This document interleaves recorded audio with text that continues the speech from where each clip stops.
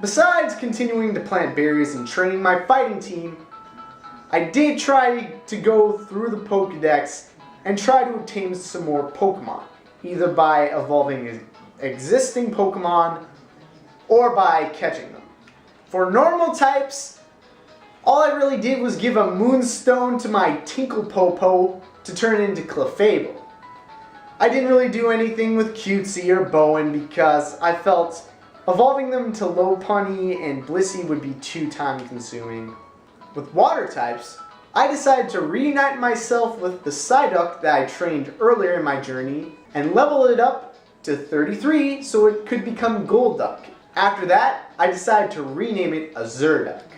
Because let's face it, Golduck isn't gold.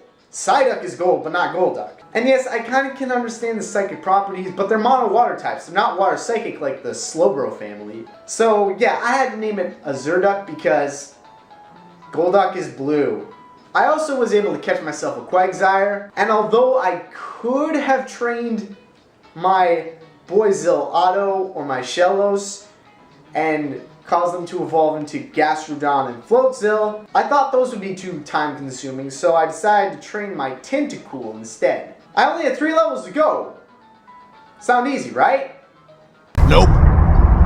Tentacool has terrible defense. I probably should have used Barrier more often considering his bad defense. Even with moves like Bubble Beam and Acid, it was a real struggle just trying to level up this guy 3 levels more. Eventually I did evolve it into Tentacruel, but it was more patience trying than it really should have been. He also had Wrap. I also reunited with Bouquet, the Roselia that I bonded with earlier in my journey, and gave him a shiny stone, so he evolved into Roserade. I did catch quite a bit of bugs too. I caught myself a Cascoon and a Silcoon because I already had a Wurmple and I didn't really want to waste time to see what kind of cocoon he would evolve into, so I just got both of his later forms. And I did catch a Burmy, and I named it Suck. Oh, and I also caught a Kricketot and named it Bad Joke. It was kind of a fun Pokemon to train, seeing the only attacks he had are Bide and Screech, of all things. So you had to really rely on luck to see whether he would win a battle. He did evolve into Cricketune and learn Fury Cutter, so he's a bit of a better Pokemon now. Electric types, well, I did evolve my Magneton into a Magnezone, but it was really difficult. I actually had to train somewhere else before I could go back to Mount Coronet because most of the Pokemon there, being ground and fighting types, could easily take out Magneton. So I had to train it elsewhere, then come back to Mount Coronet so I could level it up and evolve it into Magnezone.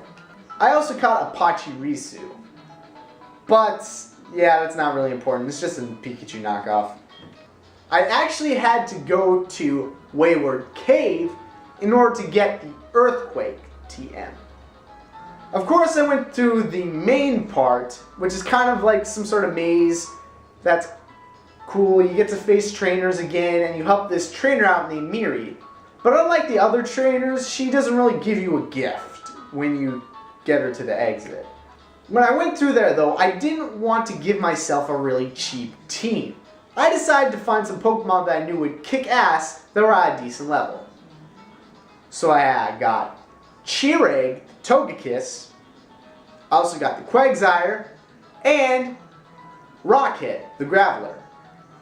And I went through Wayward Cave with those guys. And they each eventually reached level 28. Even though Togekiss was a flying type in an area filled with rock types, it learned Aura Sphere.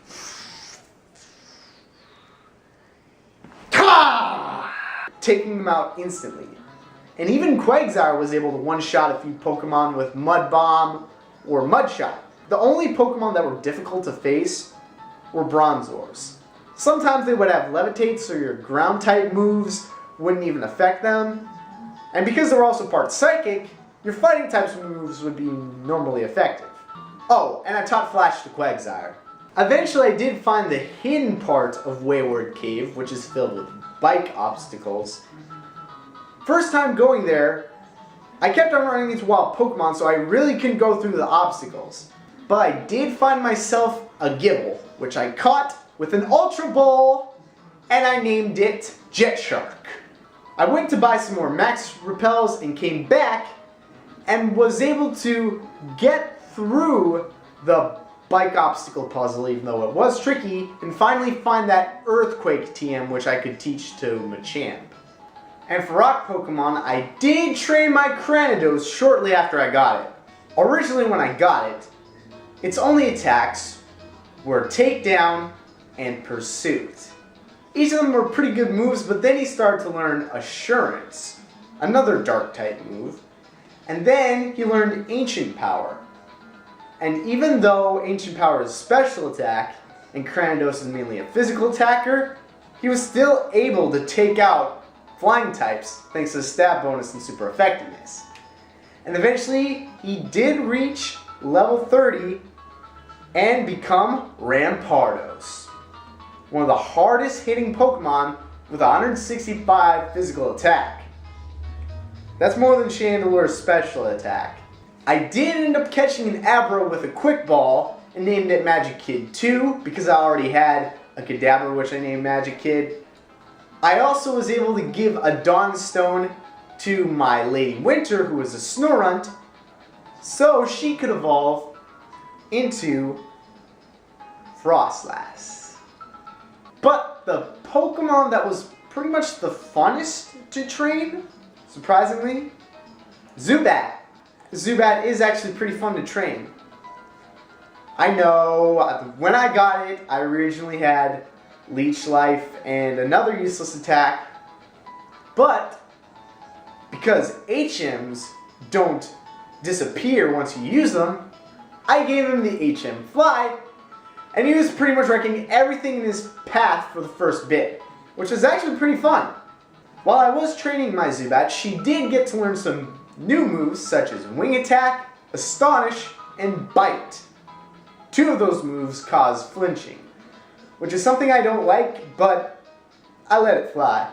And eventually, she did reach level 22 and become a Golbat. From there on, I tried to build her happiness, and she did eventually become Crobat. I continued to train Alox and Bucktooth, but eventually that came to a halt when I realized that Alox cannot learn any ground stab moves. Even though it's got better attack, it can't really get the better attacks.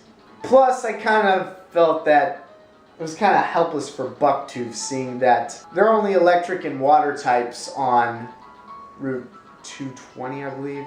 So right now, I'm just continuing to plant berries to get more berries that I can use when I face the Elite Foreign Champion.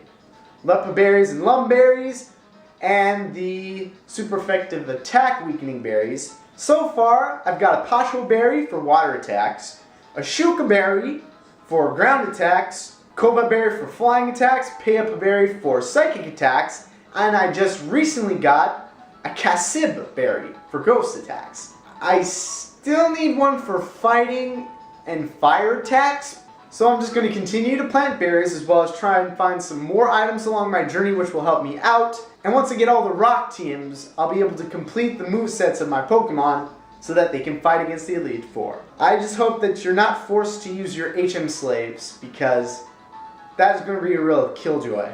So currently, my team has Killer Frog, Blue Beetle, and Champion at level 49. I got Confidence at level 50. Confidence has pretty much been on my team since the beginning. I've also got Bucktooth at level 43, along with Alox, who is also at level 43. Alox is female, if I haven't told you that already. So this is all I have to say for this PokeVlog, but wait! There's just been recently announced that there are now Gen 3 Hoenn remakes coming out for the 3DS. Omega Ruby and Alpha Sapphire. I was pretty shocked I was pleasantly surprised by this announcement, and I'm going to have a video about it in just a few hours. Just wait on my channel, be patient. You'll see it coming soon enough. So, thanks for watching, and I'll see you later.